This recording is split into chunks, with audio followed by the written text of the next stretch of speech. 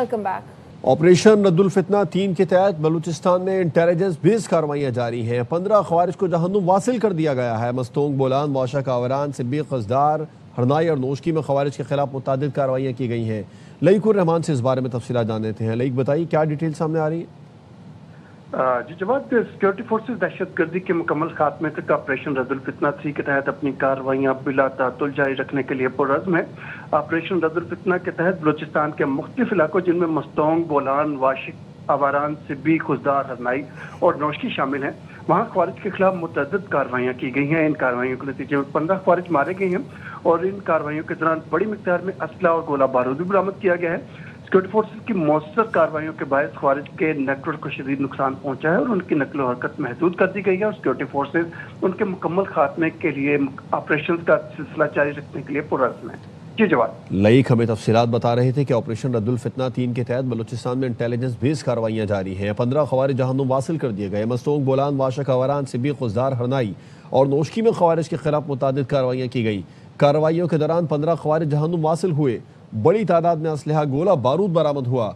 मौसर कार्रवाइयों से खवारिज के नेटवर्क को शदीद नुकसान पहुंचा और नकलो हरकत महदूद कर दी गई। सिक्योरिटी फोर्सेस का दहशत गर्दी के मुकम्मल खात्मे तक ऑपरेशन रद्दुल फितना 3 के तहत कार्रवाइयाँ जारी रखने का आज़म किया गया है।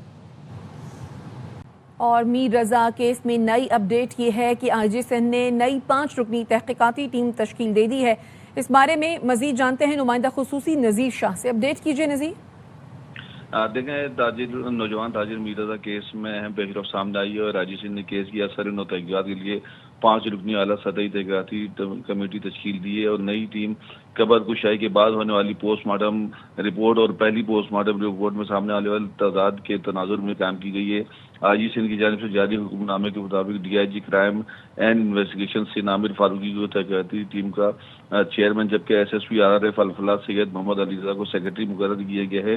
जबकि दीगर अरकान में एसपी इन्वेस्टिगेशन कोरंगी कैस खान और SP investigation central Anam Tajammul और एसआईओ थाना जमान टाउन गजनफर के नाम शामिल किए गए हैं। नई तहकीकाती कमेटी मीर रजा केस की जामा और गैर जानिबदाराना तहकीकात करते हुए केस के तमाम मुतल्लिका पहलुओं का सरे नौ जायजा लेगी और नई टीम इजाफी शवाहिद की निशानदेही जमा करने और महफूज करने के साथ इनका तफसीली जायजा भी लेगी और अब तक जमा किए गए तमाम फिजिकल, टेक्निकल, वाक़याती और फॉरेंसिक शवाहिद का बारीक बीनी से तजिया करने की भी इनको हिदायत की गई है ताकि केस के असल हक़ाइक़ को सामने लाया जा सके। और आईजी सिंध के अहकाम के मुताबिक टीम केस को हल करने के लिए तमाम मुमकिन इक़दाम करेगी और मुकर्रर मुद्दत के अंदर रिपोर्ट अदालत में पेश करेगी और इस दौरान ज़रूरत पड़ने पर टीम किसी भी दूसरे अफसर की मावनत हासिल कर सकती है और मीर रजा केस की तहकीकात में होने वाली पेशरफ रोजाना की बुनियाद पर आईजी सिंध को भी पेश की जाएगी। जी, अपडेट करने के लिए शुक्रिया।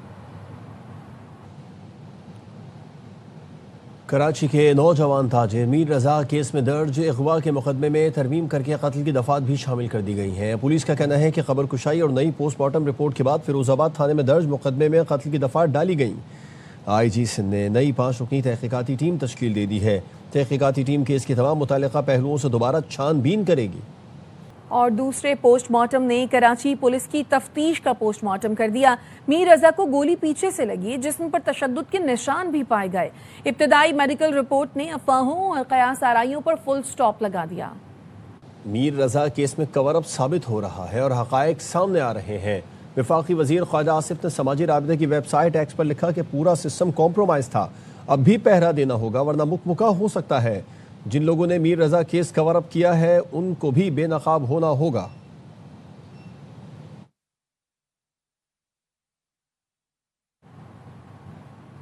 जाए वक़ुआ से गोली का खौल पहले क्यों बरामद नहीं हुआ? क्या जाए वक़ुआ की पहले मुकम्मल फॉरेंसिक सर्च की गई थी? कराची के नौजवान ताजिर मीर रजा के केस की तफ्तीश और पुलिस की कार्रवाई पर कई सवालात उठने लगे। तहकीकात में सामने आने वाले कई अहम सवालात अब भी जवाब तलब हैं। मीर रजा अली केस की नई टीम तहकीकात करेगी, किसी चीज़ को छुपाया नहीं जाएगा। जिसने भी ये सफाक काम किया है उसे कानून के कटहरे में लाएंगे। मेयर कराची मुर्तज़ा वहाब कहते हैं मरहूम के इंतकाल के बाद खामोशी से उनके घर गया, अहले खाना से मिला, उनके एतराज़ात को वज़ीर आला वज़ीर दाखिला तक पहुँचाया।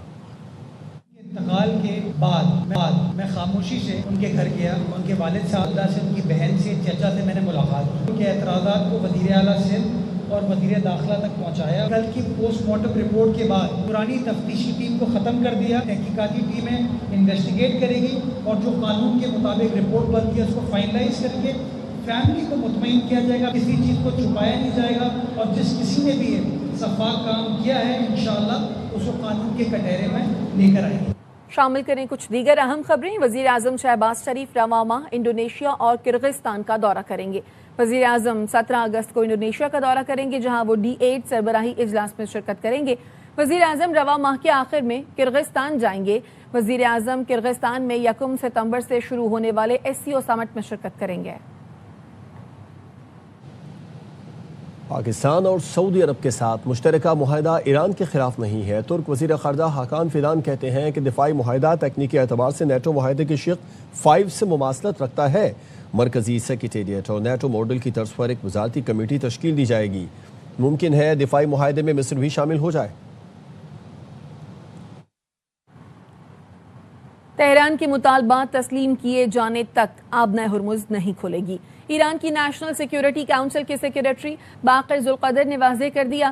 کہا مطالبات میں پابندیوں میں نرمی، جنگی نقصانات کا معاوضہ ادا کرنا، ایرانی بندرگاہوں کی بحری ناکہ بندی کا فوری خاتمہ، ایران کے خلاف دھمکیاں بند کرنا اور ایران کے منجمد اثاثوں کی بحالی شامل ہیں.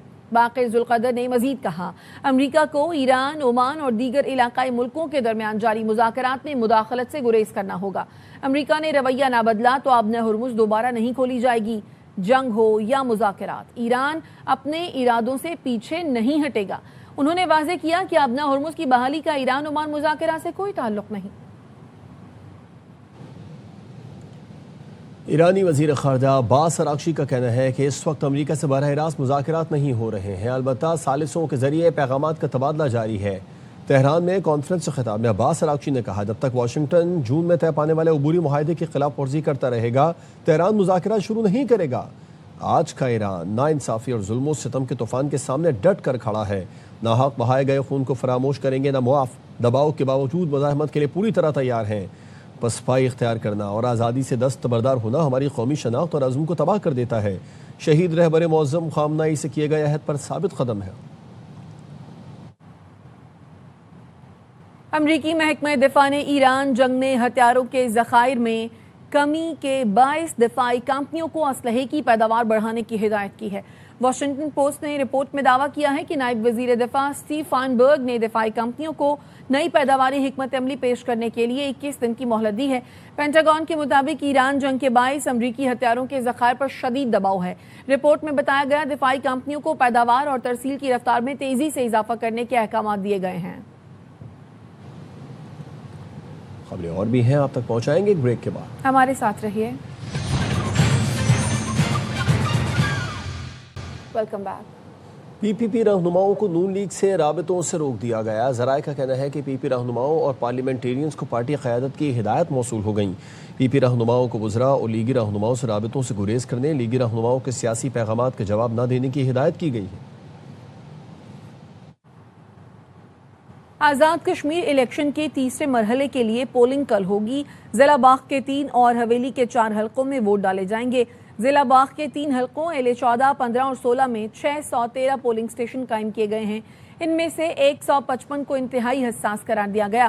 ضلع باغ میں 2 سابق وزرائے اعظم سردار عتیق اور سردار تنویر الیاس سمیت 73 امیدوار میدان میں ہیں.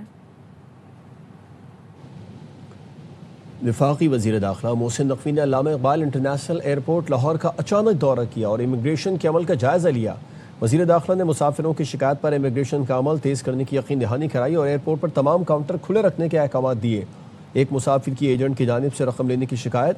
وزیر داخلہ محسن نقوی نے کیس ڈائریکٹر FIA کے سپرد کر کے ایجنٹ کی گرفتاری کا حکم دے دیا. انہوں نے کہا مکمل سفری دستاویزات والے کسی مسافر کو سفر سے نہیں روکا جائے گا.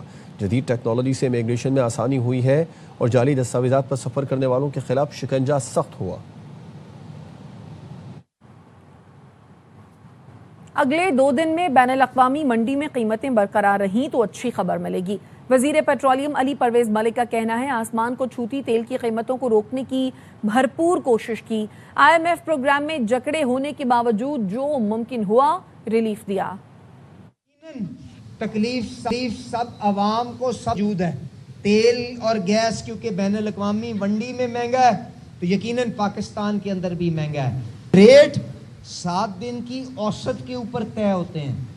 تو انشاءاللہ تعالیٰ اگلے 2 دن کے اندر اگر بین الاقوامی منڈی کے اندر قیمت یہاں پہ برقرار رہتی ہے تو انشاءاللہ تعالیٰ آپ کے سامنے ایک اچھی خبر خود بخود ہی آپ کے سامنے آئے گی. اگلے مہینے سے آپ دیکھیں گے کہ $5 ارب کی سرمایہ کاری کے معاہدے سائن ہوں گے, جس میں وہ کمپنیاں سائن کریں گی معاہدے اور ساری دنیا سے سرمایہ اکٹھا کر کے اپنی ریفائنریوں کو دنیا کی بہترین ترین ریفائنریوں بنانے کے اوپر. تو ہماری پیٹرول ڈیلرز اور جو OMCs ہیں ان سے میری گزارش ہے, گلے ہیں ان کو دور کرنے کے لیے پوری کوشش کروں گا. پر اس مشکل کی گھڑی کے اندر ہمیں اپنی جیب نہیں عوام کی سہولت کو مقدم رکھنا ہے.